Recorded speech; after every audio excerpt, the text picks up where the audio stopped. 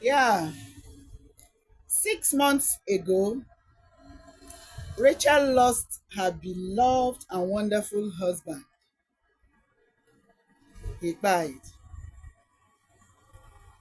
And this is a man she has shared her life and her bed with for the past 27 years. Suddenly, without notice, he was taken away from her, just like that, without warning. And right now, she feels like a little child that has just been weaned, a little child that the breast has been taken away from. That's how she feels. She's in grief, and this grief has created a kind of void in her, a huge void, and a kind of physical ache, a kind of ache in her. I am quoting her. She said, it has not only created a huge void in her, that it has created a kind of physical ache in her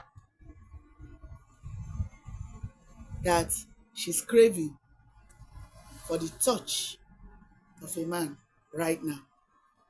Yes. She said she'd do anything for the touch of a man, and if possibly, to do the do with a man. See, this phenomenon can hit anybody at any time. Any widow or any widower. It can hit any widow or any widower at any time. Yes. For some, it hits them even before the buying of their husbands. You know, maybe especially if their husbands, was sick for a long time, maybe due to illness that caused prolonged abstinence before the demise of the husband. So even before the husband spy, for some, this phenomenon has already hit them. For some, it comes shortly after the demise of their husband. And for some, maybe in months or years later, it comes. But it hits every widow and every widower. It is called widow's fire. Widow's fire. So now, what is the widow's fire? It is that phenomenon. It is natural, by the way. It is natural. And it is also a recognized phenomenon. I'm talking about widow's fire. But it is when a widow or a widower begin to have that uncontrollable, mark my words, uncontrollable and all consuming desire for sex following the death or the buying of his or her spouse. Yes, a strong desire for sex after bereavement. It is called the widow's fire.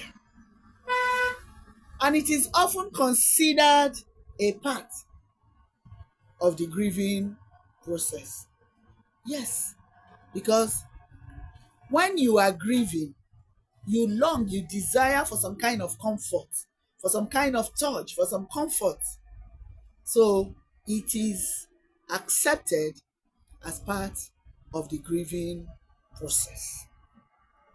Now, what causes or what triggers the widow's fire? It is simply the loss of a partner, the loss of a spouse. That's what triggers the widow's fire. Yes, just like Rachel, that suddenly lost her husband, whom she has been with for the past 27 years, you know, sharing emotional stuff together for the past 20, and suddenly it's no more, right? So that is what triggers the widow's fire off. Yes.